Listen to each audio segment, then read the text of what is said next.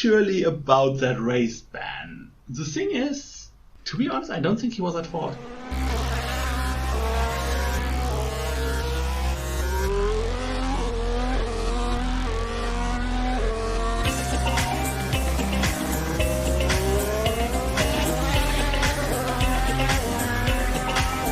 Don't touch each other, please. They go right down deep, and they have collided. So both the BWT cars collide.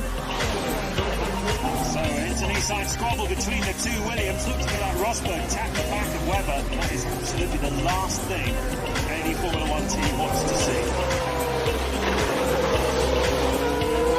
That's Alesi and Heidfeld. I don't know what's happened, but it's the poor Alain Prost, as if he hadn't got enough pressure on him. Oh, we've lost a wheel. It's a racing engineering car that's ripped his left wheel off. Furious at his teammate. That will be a very fun team briefing.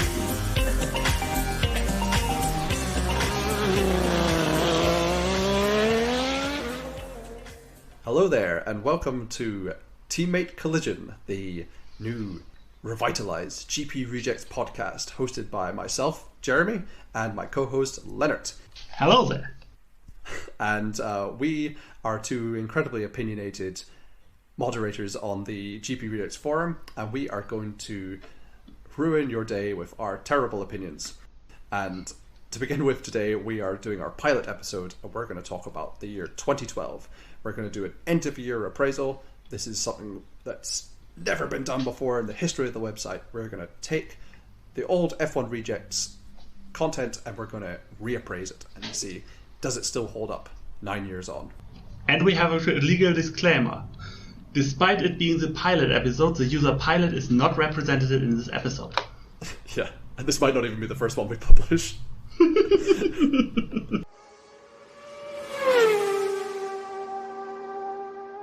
My name is Lennart, as has been mentioned. I am also, or even better known on the forums as Clone, which basically has been my user and handle forever. Actually, fun fact, I have the 8th account in GP Rejects history, or F1Rejects.com as it was known back in the day. And in fact, I am the only one created in the first 3 days that is still an active poster to this day. So wow. You could call me basically an ancient one as far as Reject fandom goes. And as far as Formula One in particular, I was a fan back when I was a kid, but lost interest in it around the time Michael Schumacher's domination began, and got back into it, of all races, the 2007 Turkish Grand Prix. If you'd have to ask me what I saw in that race, what made me get back into the sport, if I'm being honest, I could not tell you. I think the only memorable event from that one was that Hamilton had a puncture in his rookie season, and he finished 5th after that, and that I think was the only really interesting event in hindsight at the race. So again, I have no clue what caught me back in. Maybe it was the impressive aero of the time, which I still think is one of the most, like, if you imagine racing car of the future, at least I personally think of the 2007, 2008 cars with all the winglets and all the crazy stuff on them. No, I 100% agree. They were fantastic looking cars, and they're also a lot smaller than the current ones. There's something about the size and the fact that you could physically see the driver in the cockpit in this really small, compact racing car, and I really do miss those, especially 2007, 2008 style, where they just stuck everything on the car. Those were fantastic looking things. Agreed. And well, how I got into Reject is again a question I can't actually answer because it's been that long. I've always been into the underdog stories into sports, and the long-suffering fan bases. For example, to use a different example from a different sport, I don't even care for baseball, but when the Cubs won after 108 years I was up the moon simply because it's been such a long streak of failure. So I figure getting to F1 Rejects was pretty much a natural fit for me, and as of last year, I've started my monthly column, The Gravel Trap, and now I'm going to give podcasting a try. So a long-suffering fan. I guess that means you're a Ferrari fan then? Well, compared to most teams, they aren't really long-suffering. If anything, we're thinking here the eternal Williams downfall since 2004. That would be one example. Of course, no long story of failure or rejectdom can really be complete without Minardi and Toro Rosso and AlphaTauri and whatever they will call next. I didn't introduce myself. My name is Jeremy. I've been on GP Rejects, or F1 Rejects as it was known then, since about 2012. I joined the forum in 2014, and by complete coincidence, the weekend I joined was the Monaco Grand Prix that year, when Jules Bianchi got Mannor's first points, and the first points for any of the new teams. So I picked a very sort of historic weekend, and I kind of got hooked ever since. Loved the race articles and the opinion pieces that Genoc used to put out in the old website, and I liked it for its niche aspect, because I used to be on F1 Fanatic, or as it's now called, Race Fans, and it was great insight and great technical stuff, but it lacked that fandom and interest in the weird stuff in the sport. It was very much you either like Hamilton, Vettel, or Raikkonen. I was far more interested in like HRT and stuff like that, and all those drivers at the back. And I found F1 Reject and fell in love with it. My first F1 race I remember ever was I couldn't even tell you which year it was, but it was early 2000s. It was at Indianapolis in the in-road circuit, and Montoya was driving, and I was asking my dad really stupid questions. Like, I was asking him if Montoya was an American team. I remember I thought that Montoya was an American team, and I mean, it was meant to be. That was my meant to be moment for Formula One. And I don't laugh at this, but so when I was younger, I used to go to church on Sundays, and when I would come back, it would usually be about the time the race would be on. And so every time I would come home, my dad would be watching the F1, and I didn't care, like, at all, but I would always just like point at the driver and just pretend I cared. And so a driver I picked to focus on for about 3 years was Nick Heidfeld. Oh, excellent. And I was fascinated every weekend. I would always ask Dad, "Where's Heidfeld?" And Dad would say, "Fifth." And it was, I'll be like, "Yeah, go Heidfeld." And he'd always be 4 for 5th. And one year I remember, so in hindsight it was 2009, I discovered that Heidfeld was doing really crap because the BMW was terrible that year, and he was like 14th, and I was like, what's happening? And I actually got interested in watching the races. So the first time I ever sat down and watched F1 full time was the 2010 Bahrain Grand Prix. Ooh. That was somehow the race that got me into Formula One. Don't ask me how. It's now that we've mentioned it, it's pretty fascinating that both of us got Mikey's back, but generally into F1 because of races that aren't classic. Makes you wonder whether they are missing a beat with all the DIS stuff and etc. And just, okay, let's have one boring race a year on purpose so the, well, for lack of a better word, weird ones can get into it. Maybe so. Maybe Paul Ricard is actually the blessing in disguise. Maybe we just don't know how many fans that Paul Ricard brings in every year, every time they race. That's a very good point. I can't go as far as to salute Paul Ricard yet, but it is not yet. No. It's worth to keep in the back of the mind whenever the discussion on boring tracks comes up. So today we're going to talk about 2012. 2012 was the most exciting, most interesting year of that decade at least. When it came to intra-season competition, you had teams were relatively on an even scale with one another, especially in their tier group. So at the top you had 3 or 4, you could argue even 5 teams, which were actually capable of winning, actually capable of doing really, really well week in, week out.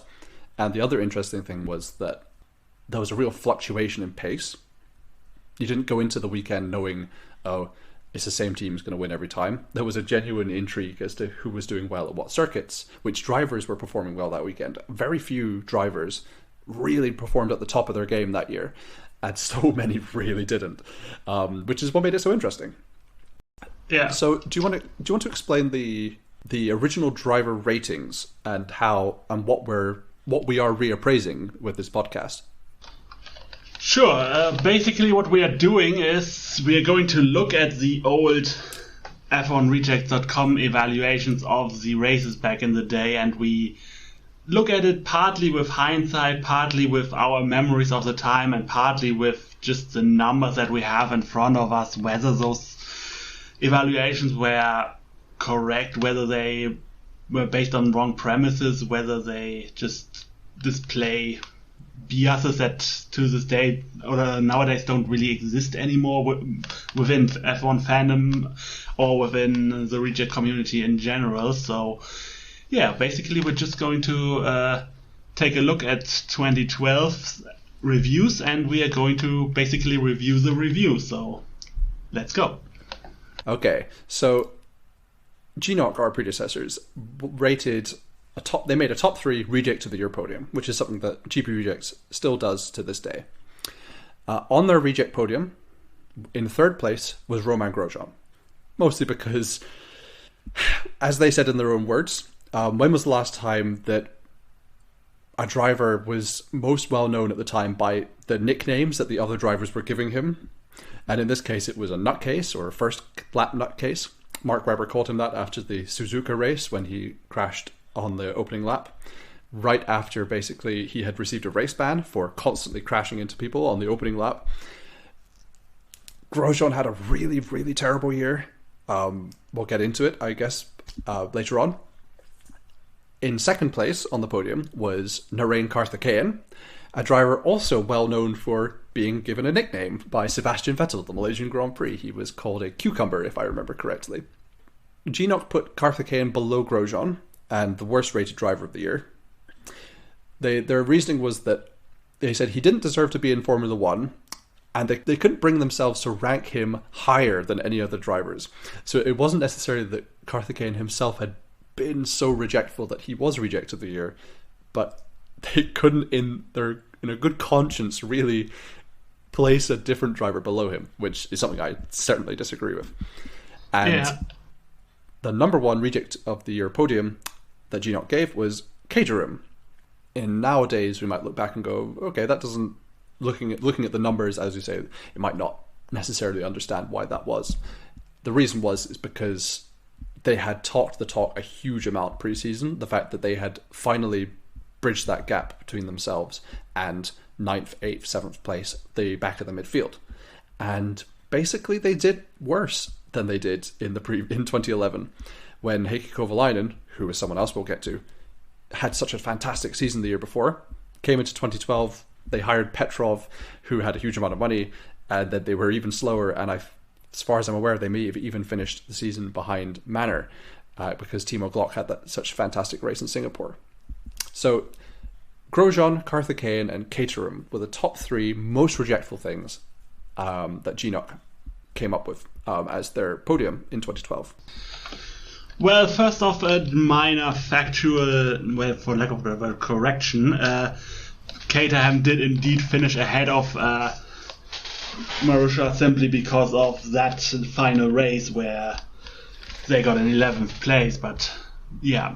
But generally, as you've already teased, we're going to disagree on the notion that you could not possibly rank anyone below Narain.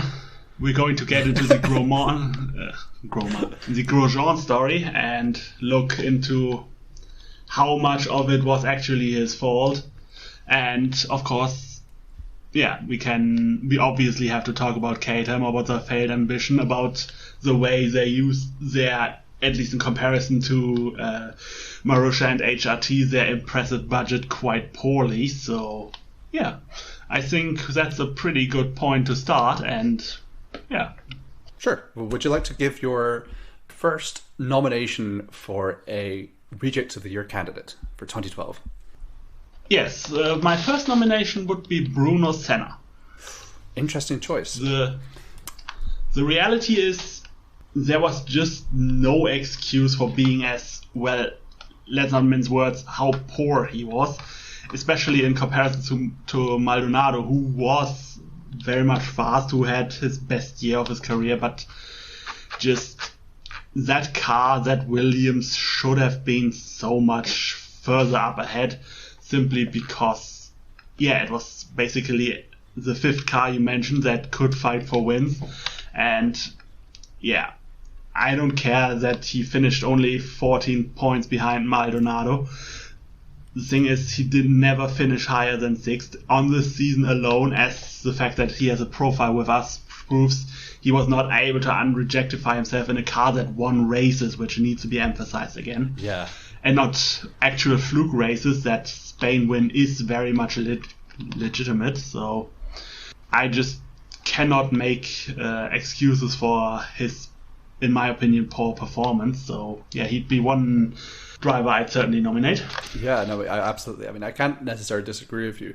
I mean, I think the thing about his comparison with Maldonado is it's far more damning for Senna than it is for Maldonado, because Maldonado was kind of a meme at the time. If you're talking about WTF1 and those kind of websites, they used to take the piss out of Maldonado for, oh, look how many times he's crashed. Because the thing was that he was incredibly quick but very inconsistent.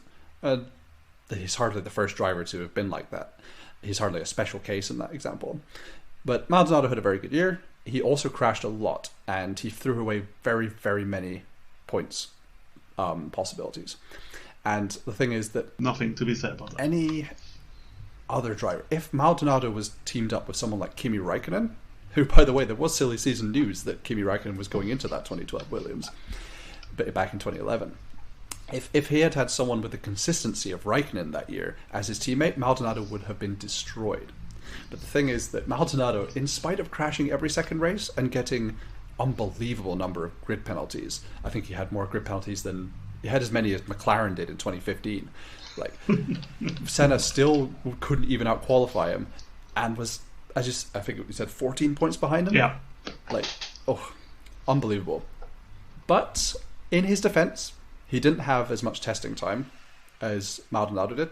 His seat was being taken up for future superstar Valtteri Bottas, which it was unfair to Senna to necessarily put him on the same expectation as Maldonado.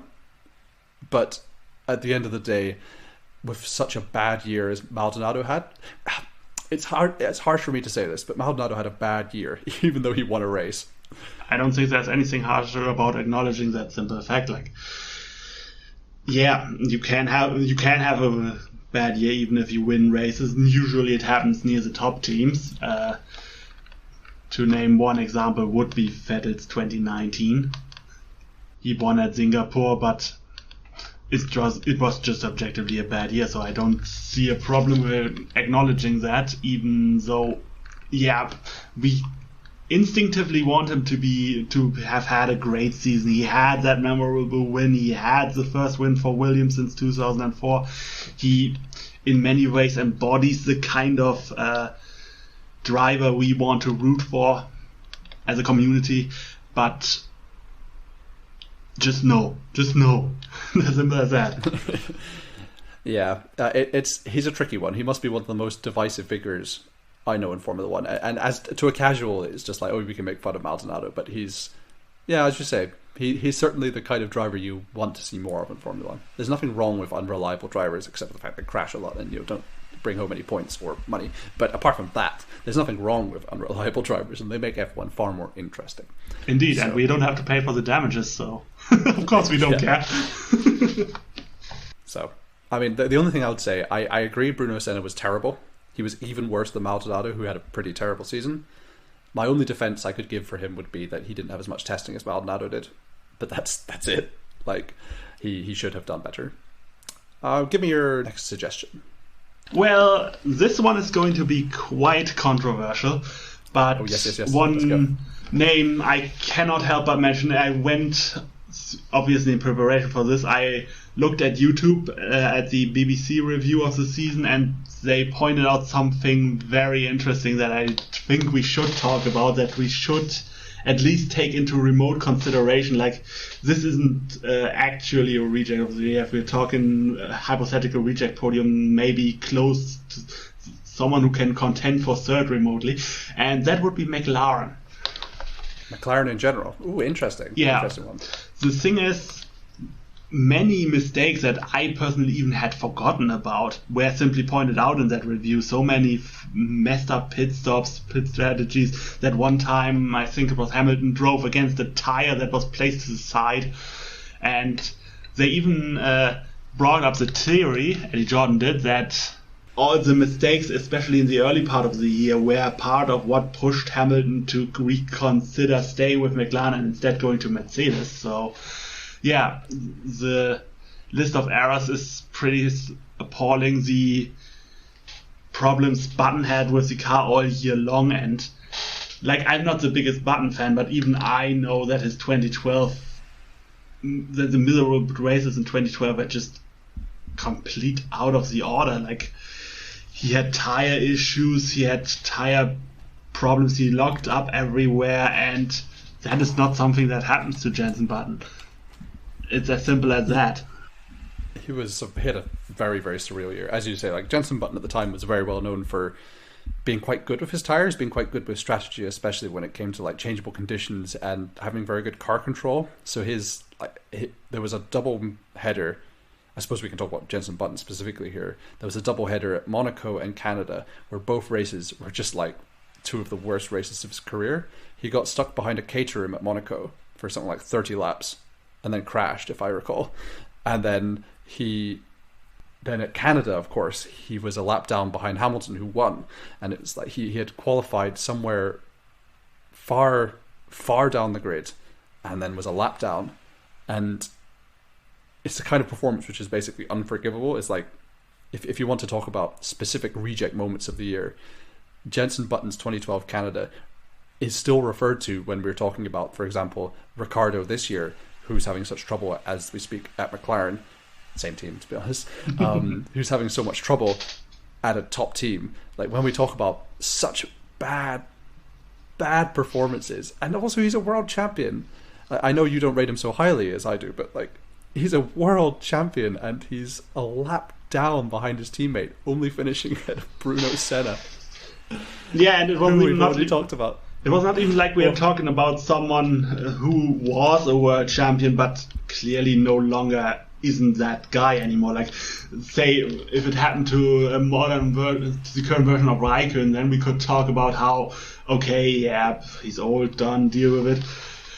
Or, for example, to take a relevant example from the year, if Michael Schumacher happened to be a lap down on Nico Rosberg while winning a race, then yeah, God, he's 1,000 years old, who cares?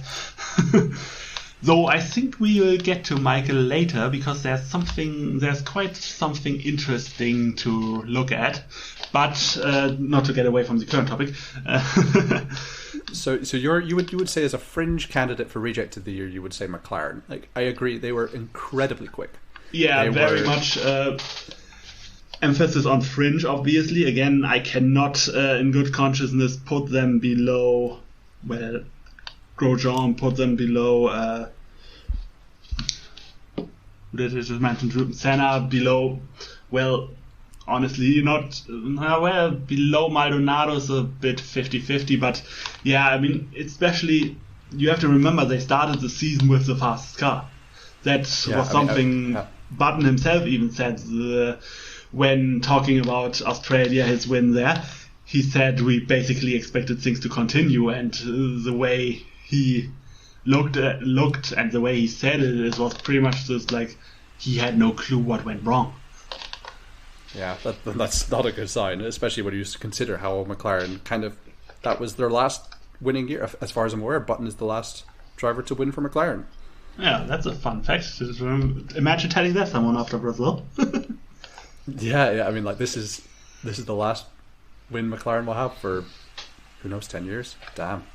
Oof, that's a depressing fact. Yeah, so they don't get on with it till November 25th, 2022. They'll have a decade without a win. Obviously, we could be very much looking at that fact and just ignore it, because there's bigger than zero chance that Lando Norris can pull something magical out of that hat even in this season, let alone next one. But, of course, we are then would still be not talking about 9 years, and 10 years are not off the plate. So, if you weren't a big fan of McLaren for whatever reason, then you can still cheer for the 10. So what you're trying to tell me is that McLaren went from the best car on the grid, did not win the World Championship, they came third after losing like 4 or 5 races, and then Jenson Button had some of the worst performances ever seen in a top team, and the team was so bad that Lewis Hamilton moved to Mercedes to then completely destroy the opposition for another 8 years or so. And this is all because McLaren were that bad. Yeah, it's pretty much a very amazing butterfly effect. Like, it's just incomprehensible that if it actually was a factor. Again, this is speculation by the BBC crew. I don't think he ever said anything. Hamilton said anything about it officially, but yeah, if that is those mistakes were the fateful ones that basically created the Mercedes domination of the second half of the 2010s, then yeah, that's a story and a half. Yeah, there's a very, very eerie kind of, as you say, butterfly effect. If I may bring up another team, which we've kind of been focusing on teams individually. We talked about Williams and now we talked about McLaren. I don't think anyone would say that Hamilton had a bad 2012. He had one of the best years possibly of his career. He had a very good year. He completely outperformed Button, even though the points at the end of the year don't really tell.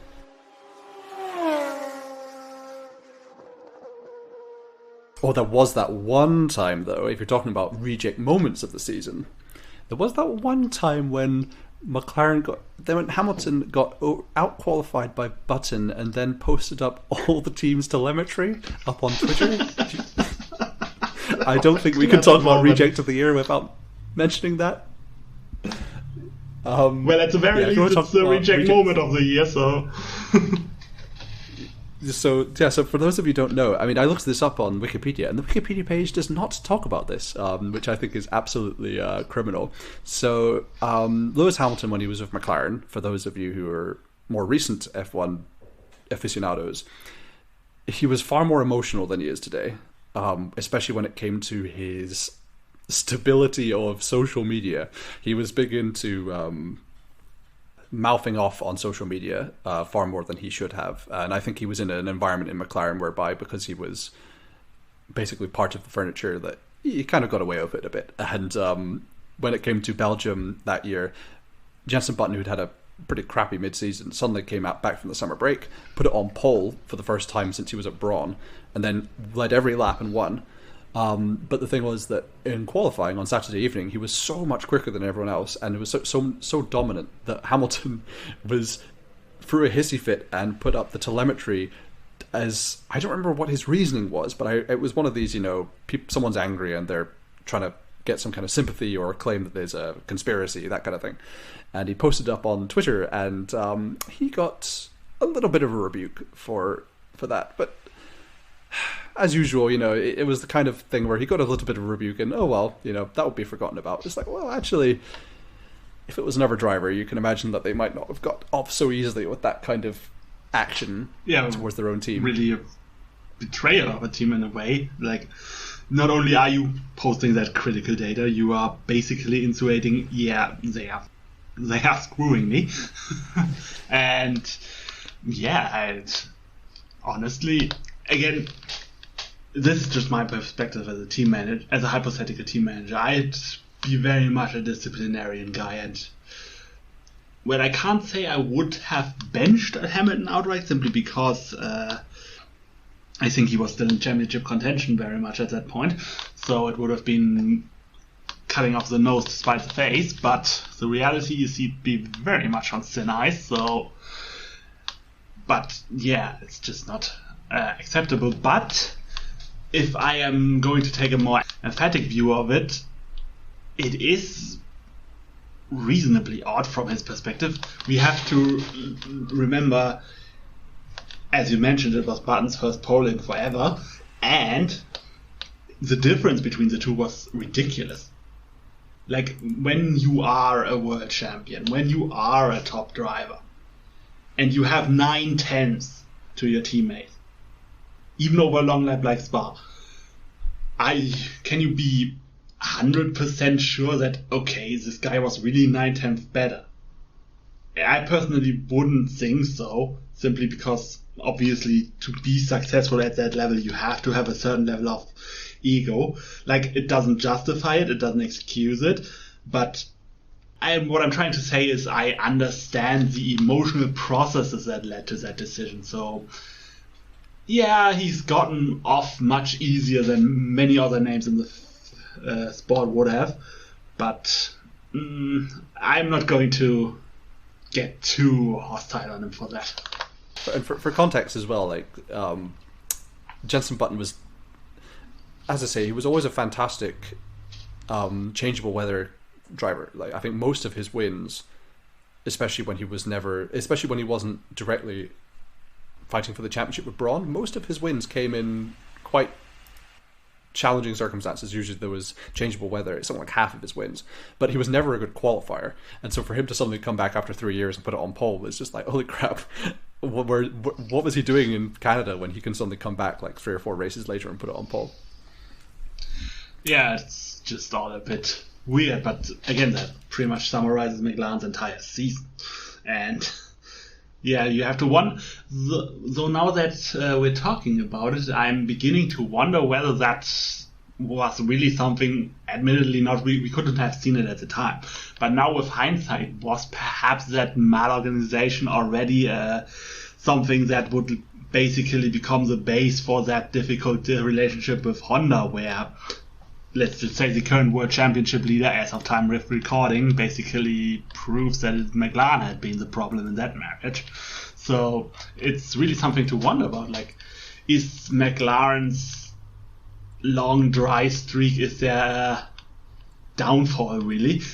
Something that in hindsight could have been seen? I'm not sure yet. I mean, like Whitmarsh, for example, he always came across as a very likable personality. He always came across as very, very good. When Ron Dennis came back, to me, it always felt like a step back. Maybe I can stand up on my high horse and say, oh, I knew it was going to be like that. But of course, I would never have known that. But like, Ron Dennis coming back seemed like a step back. It didn't seem like, for example, like McLaren never had a title sponsor for a couple of years. Things like that. It was always very strange the way that they handled their midfield years after 2012. So we talked about Williams and we talked about McLaren. Another team was actually the most suggested on the forum back in 2012, when the forum had a thread as to who they thought were the most reject of the year. Funnily enough, the most popular one that came back was none of the top 3 that GNOC came up with. It was Mercedes. Which I found very interesting because, of course, Mercedes won their first race in 2012. But after that, their pace definitely dropped off. And this has, I guess, 2 sides to it.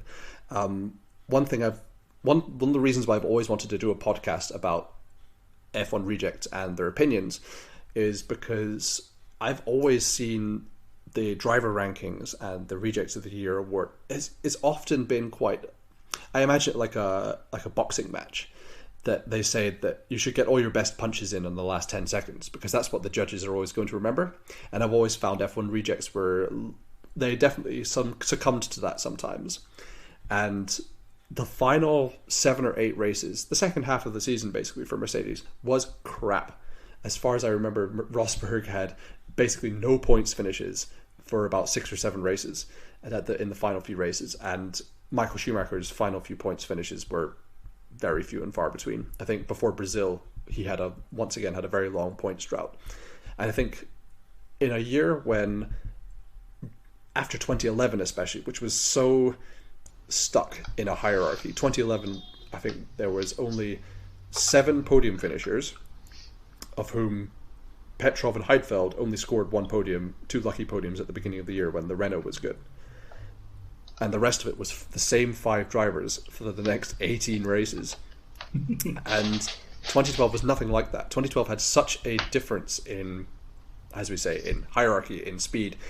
Some people were doing really well, some people were doing really bad, and it changed week in, week out. And Mercedes, after China, did basically nothing to take advantage of the situation. And they're a team much like Williams, who I'm very surprised never won more than 1 race.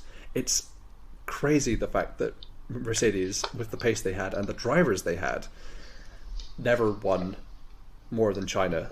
And it's very sad for Michael Schumacher's career because he really wanted to get that final win at Mercedes in his comeback, and he had such a disastrous Chinese Grand Prix when the wheel came off his car in the pits, and he never got another chance.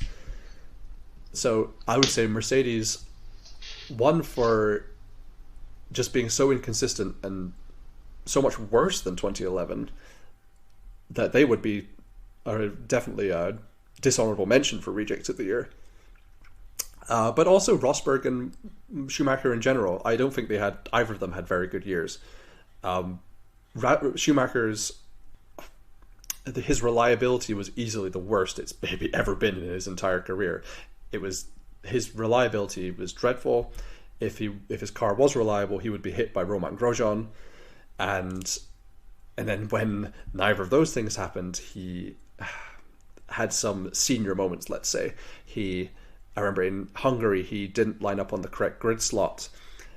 His crash into Bruno Senna, it's funny we're mentioning him again, at Spain, was entirely Schumacher's fault. And then he had another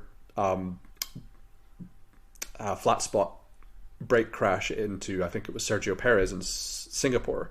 And he definitely had one of those moments. One of your favorite things to say, Lennart, is retire, old man. And while it would have been really amazing to have seen Schumacher win a race in 2012, you had that feeling that outside of China, the team were nowhere near had that kind of pace to get him on to the top step of the podium. But also, I just have that feeling that he would have thrown it away. I had the feeling that he would have been in the lead and somehow thrown it away. He had that Maldonado vibe about it. Yeah, the thing Mercedes, I get why the point with the recency bias comes up, because it is a very present topic. The whole "you are only as good as your last race" is something F1 fandom, and to a point F1 itself, takes too seriously for my liking. But the thing is, Mercedes just dropped off. The final part of the year wasn't even where they're like, okay, we are not quite as competitive anymore, we had lucky. No, they were just outright bad in terms of pace. You mentioned the long pointless runs for Michael and Nico. All that needs to be said, in the 7 flyaway races to end the season, Mercedes combined for a total of, let me quickly calculate this, 16 points. 16 points between the two drivers in the final 7 races. Honestly, ouch. I would not blame anyone who really goes in on them. We talk about Williams not making the most of their opportunities, but Mercedes is also the team that very much struggled with their car later in the year, with developing, with keeping it up. And yeah, it just reflected poorly on them, and it made their drivers, honestly, to a point, look worse than they were. I fully agree with Rosberg not having that great of a year. Again, that's one thing the many winners in 2012 had, is that you had even more chances of having drivers who won a race but objectively didn't have all that great years. If we talk about seasons with many winners, there are often drivers who won a race who really didn't have all that great of a year. Take 2008, for example. Kimi won races that year, and I think everyone will agree that while it wasn't as bad as, say, he is now, it was still not a good year for him by any means. And 2003 had Coulthard win a race, and that says it all, really. No, but yeah, it's just... But I am going to have to come to Michael's defense is a bit melodramatic, so I won't say it like that. But the thing is, I think of all his comeback years, 2012 was objectively the best for Mike. I've heard many people say that, so I understand that that's a controversial opinion for me to say that it was probably his worst year. So I would love to hear your rebuttal. Yeah, basically, there were moments where you were reminded of what he once was. If you look at Schumacher in 2010, if you look at him in 2011, when was there a moment where we really thought, okay, this is the 7 times champion of the world. This is the man, the destroyer of careers, the destroyer of legacies, if you will. The man who basically prevented half a generation of title drivers from winning championships. There weren't really many moments of that, whereas, say, one moment that springs to mind would be the 2010 Monaco Grand Prix, but I digress. If you look at 2012, there were a few moments where you thought, okay, this is the man. The lap in Monaco, the race in China before he dropped out. All that stuff, that is just something where you just thought, okay, maybe he's old, he's past it, he's no longer the champion, he's no longer the man, but goddamn, there was the star, there is still a bit of that star left, and obviously that is very much emotionally argued, like, obviously, rationally speaking, yeah, again, he was old, and he drove like it. And the thing is, one thing that I think is really hurting the perception of his 2012 was the fact that he, through his own mistakes and his misfortune, was robbed of so many points he could have had. Like, even if we assume that China, Spain, Monaco, let's just for the sake of it assume that they don't even go all that as successful as they could have been. We are still talking about possibly 40 points he could have had, and if you add those to his actual total, then we are basically at 90 points. He basically tied Rosberg then. And so, yeah, I would say that he certainly isn't in the top 5 of the worst drivers of the year. When I could place him in the top 10, the best 10, non-committal noises. But yeah, it's just that it was objectively better than 2010. It was very much better than 2011, which was just basically, if I recall correctly, Canada and then a fat load of nothing. I was going to say Canada was going to be my defense, but I was going to maybe leave that for our 2011 review, maybe. Canada, his defense. My theory, I think when I was watching it at the time and I went to school the next day, I said, without DRS, Michael Schumacher could have won that race. If he could have defended his position better and maybe not have been swamped so close to the end.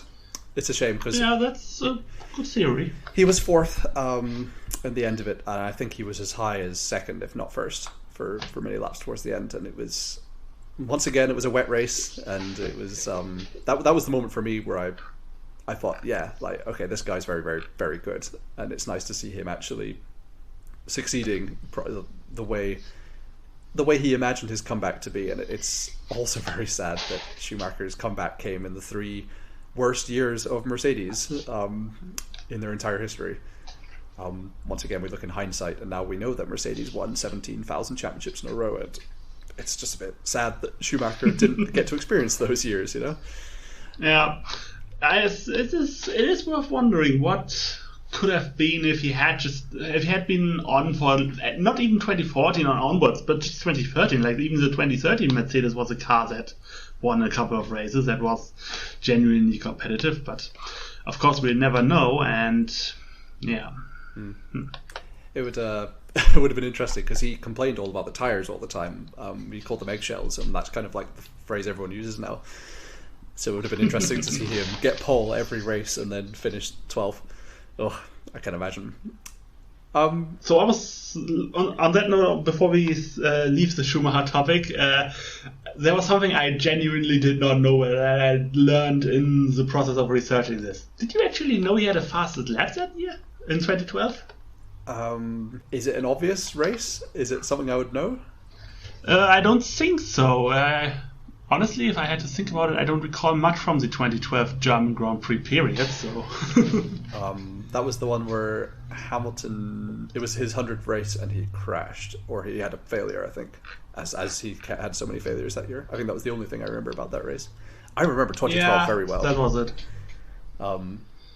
The 2012 race was pretty damn boring. admittedly, Hockenheim hasn't been the deliverer of all that great races, with exceptions, of course. And apparently... Oh yeah, now I remember. That was also the race where Vettel got in trouble for overtaking Button off the track, so that was an early preview of the mess we're currently dealing with.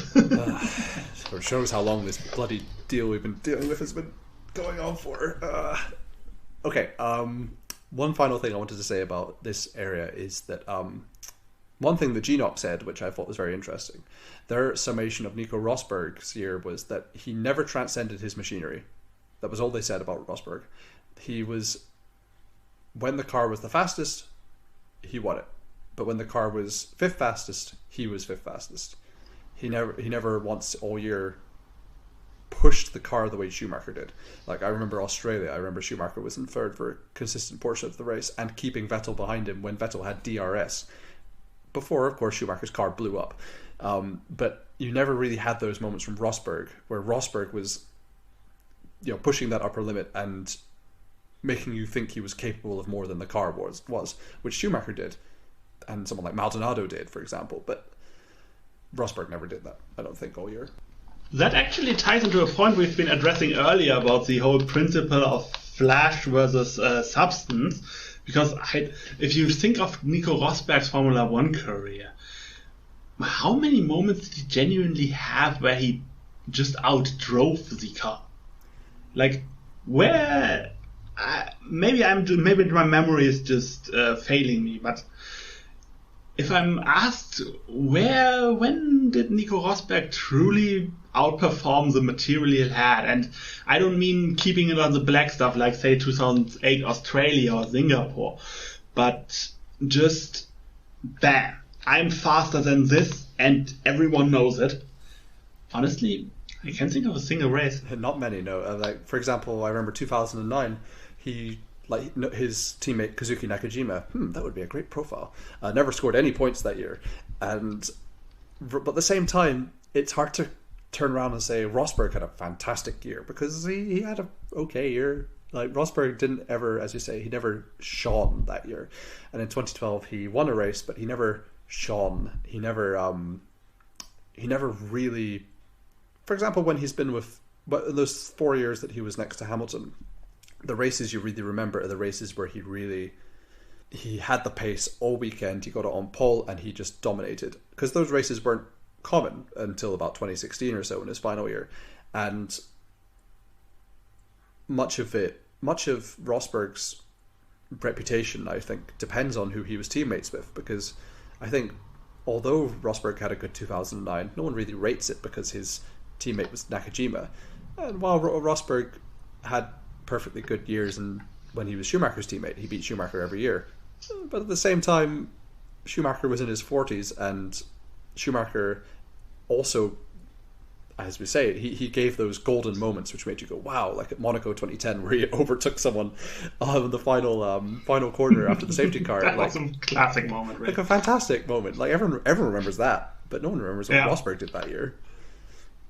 Indeed, and like the guy had a couple of podiums, but if I didn't look at his Wikipedia result table right now, I wouldn't have known that either. So yeah, it's just Rosberg, if you forgive the short indulgence into cliches, is really, despite the fact that he's the son of a Finn, is really the quintessential German driver. Like, just like Nick Heidfeld, where you think, okay, this guy's going to give you bam, bam, bam, consistent result, yeah, thank you, boring, whatever. And on that note, I think, honestly, if we're talking all time, getting a bit away from 2012, but whatever, all time, I think there's no driver in F1 history whose all-time evaluation, where you put him in terms of where he is compared to the legends of the sport, is as dependent on the relationship and the competitiveness with his teammates and Rosberg is. Like, I honestly can't think of anyone who rates him highly or poorly and doesn't respectively rate Hamilton highly and, well, not poorly, but not seven title level, if you know what I mean. And that's something that I find very fascinating about Rosberg for as sometimes dull as his career was.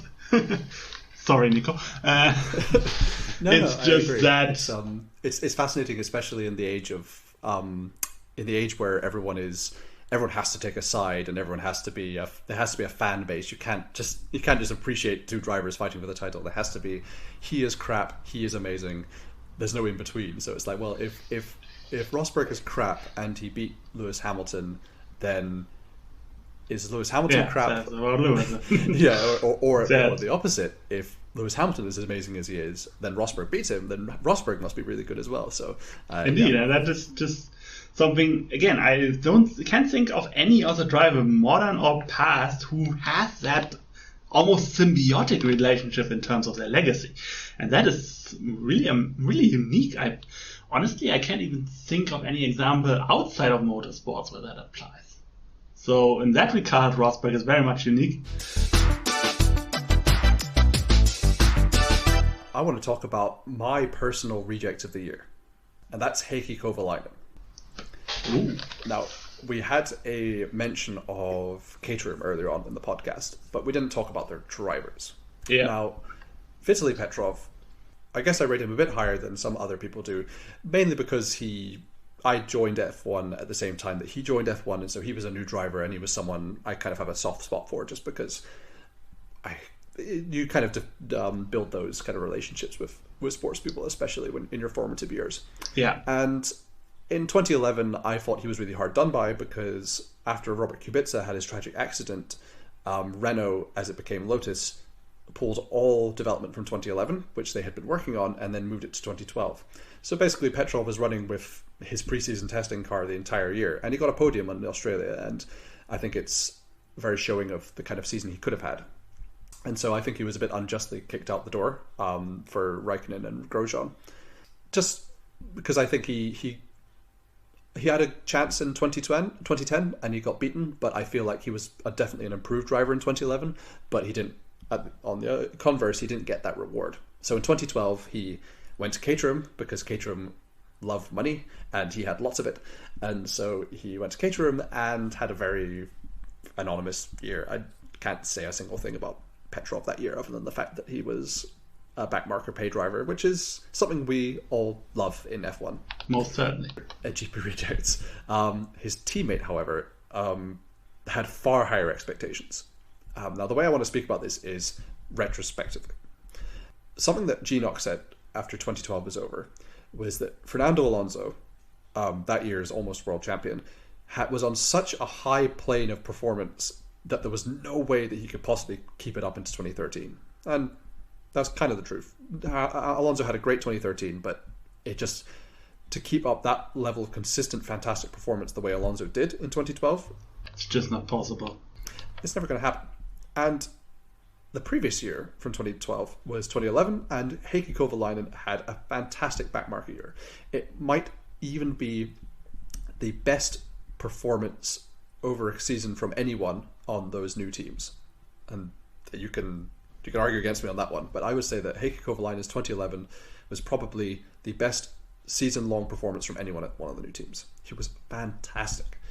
He was consistently in Q2 in a car which really shouldn't have been there, and throughout every race he was consistently in 12th or 13th and just outside the points.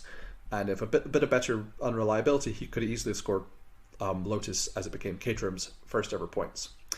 He had that backmarker vibe where he was doing so well that when the race at the front was boring, as it was quite often in 2011, you're looking down the scrolling time sheets at the bottom to see where Kovalainen was, because he was doing really, really well. He was completely destroyed his teammate Trulli that year. And I would say, in retrospect, I would apply the same critique of Kovalainen as Ginox did to Alonso, that there was no possible way that Kovalainen could have kept that care up, because at the end of the day he was fighting for 15th, and that was where he was finishing. He was outperforming the machinery, but he was getting nothing for it. And in 2012 I just got that vibe where he was done. Like, there was no care anymore. Like, he didn't feel like his effort was probably going anywhere, and working for a team like Caterham where you're just so constantly in the back, I can imagine that he probably lost that edge which he needed to do well. And it's a shame that he didn't do what he was doing in 2011 in 2012, because it was it's the perfect year that he could have actually claimed that point for Caterham, which they in the end never did. So that was a very long-winded way of saying that I would say Kovalainen is my reject of the year, because his fall from grace was so dramatic that he was barely ahead of Petrov and did nothing to go ahead of the opposition against him. He did nothing to transcend the car, and he was a changed man after 2011, when he had such a good season and he just dropped so quickly and so badly, and that was the end of his career. The only races he did after that were replacing Raikkonen, who had quote unquote back injuries in 2013. And the good old wallet surgery. The old wallet surgery. And if that's the final words in your tombstone, that your final 2 races were replacing wallet surgery Raikkonen, then what a way to go after a race winner in 2008. Like, what a downfall, what a fall from grace. Yeah, Heikki's crash was really hard. Like, it's honestly amazing. And of course, the fact with Heikki is the team radio after his first win will always be there. Will always be one of those things, one of those F1 quotes that will just always have that little oofsy little oh Jesus behind it. Because how does they go? Welcome to the club of winners, or something like even that. Better, Ron Dennis said, because I can quote this verbatim just because it is so hilarious in hindsight, welcome to the world of winning. And he said something. I feel so bad for laughing at that. Oh, poor Heikki. And the thing is, that the part after that I don't remember verbatim, but the thing is, Ron Dennis said something then, here's to many more, or something along those lines, and yeah, Jesus. Do you remember when he sat behind a Toro Rosso in Italy for like 60 laps and never overtook him? Yeah, it wasn't even close. Like, Vettel was gone 5 laps in. I think the distance was a bit shy of 7 seconds. For all that needs to be said about Kovalainen's 2008 in Monza was that his teammate, who started 14th, 15th, was in a better position to win the race than he was. It's like when you're... Maybe we're being a bit harsh on Kovalainen, but it's when your most notable achievements in your career are losing to a Toro Rosso on merit, and also probably, as far as I'm aware, having the most races in a row without points ever, I think, from 2009 to 2013. Yeah, I mean, damn. Yeah. Though, one thing before I want to get his 2012 is... now that we've talked about 2008 a little, it'd be worth looking into it, whether that is the least impressive second place in motorsports history. But back to 2012. First off, I want to applaud your Petrov one, because I actually wasn't thinking about where he came from as far as his 2012 was concerned. That Lotus, Renault, whatever they call them, Renault Lotus, whatever order you want to take, actually completely ceased development on the 2011 Challenger. That was something I either had forgotten or never knew. So that is a well-made point. And I think, yeah, as you said, Heikki was just mentally done with F1. Petrov, in turn, wasn't. He desperately wanted to stay in the sport. Unfortunately, failed to do so. And the thing is, many who would look at 2012 and see Petrov ahead of Kovalainen in the standings will just think, okay, 2012 Brazilian Grand Prix, fluke race, he got that 11th place to beat his teammate, to beat Marussia. But the thing is, even before that, if you just look at his results, he was just having the edge on Heikki all season long, and yeah, it's kind of... I mean, I wouldn't go that far. I wouldn't say that Petrov ever had... I wouldn't even argue that Petrov was better than Kovalainen. I think Kovalainen was better than Petrov, but it was the fact that Petrov was the one who was there in Brazil, almost getting a point, not Kovalainen. It should have been Kovalainen every other race, but it was Petrov was the one who almost got the point.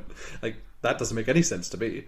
surely Petrov is the pay driver, the one with all the money who's just sort of sitting around the back. Yeah, but when you think at those drives or those races where there's a potential for chaos, where back market could have taken advantage, one race that immediately comes to mind is the European Grand Prix of that year, and there Petrov finished ahead of Kovalainen as well. Another one, Malaysia, well, neither of them finished actually particularly close to the points. They were 16th and 18th, but again, Petrov was ahead. So, honestly, if we replay that season mentally, or if we ran it through a simulator and we had this chaotic race where back three, where a 2010 team got the points, then honestly Petrov would have been closer than Kovalainen most of the time. Like, Kovalaine's best finish of the year were 2 13th places, and that's just, what can you say to that one? In 2012, it's not as impressive as 2011. If that was 2011, that would have been impressive, but 2012... No, that was 2012 I was talking about. 2011, I actually agree with your point in that it has a damn good case for being the best 2010 team driver season. Very beautiful phrasing. Honestly, and what candidates are there that would be better? Jules Bianchi in 2014, obviously, before his untimely demise. For that matter, well, Wehrlein in 2016 is a bit... I knew you were going to say Wehrlein. I was like, yeah, just say Wehrlein. Yeah, but the thing is, I'm actually not that 100% behind it. I mean, he had great qualifying outings. He had that point in Austria, but was he really as day in, day out good as Jules and Heikki were? I can say with confidence, at least not without, let's just say, rolling the tapes back. So I'm going to say that it's really just between Jules and Heikki. Yeah, I mean, like with those drives as well, you're talking about people driving, as I say, for 15th place. You're not noticing them. You're not concentrating on them. So to actually, you'd have to properly be observing these drivers all the time to really get a gauge week in, week out how they're doing. So yeah, you basically would have to be the kind of person that listens to this podcast. And speaking of anonymous drivers fighting for 15th place, maybe the most anonymous driver in F1 of the last 10 years, Charles Pic.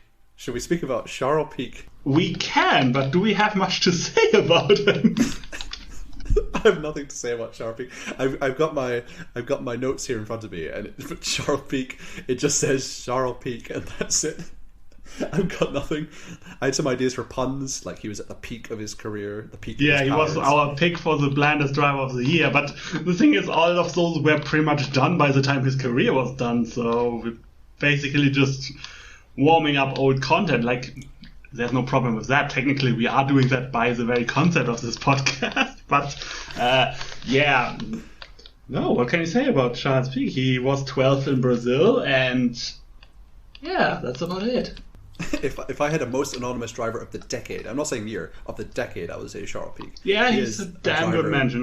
No one can remember. Now I'm thinking of names that could also apply for that distinction, and honestly, does anyone remember Christian Klein driving this decade? Well, that's true, actually, yeah. But I was thinking, like, Charles Pic, because he drove for 2 full seasons as well, it's not like he dropped in the way that Andre Lotterer, for example, dropped in. Like, Pic was around for so long and did so little.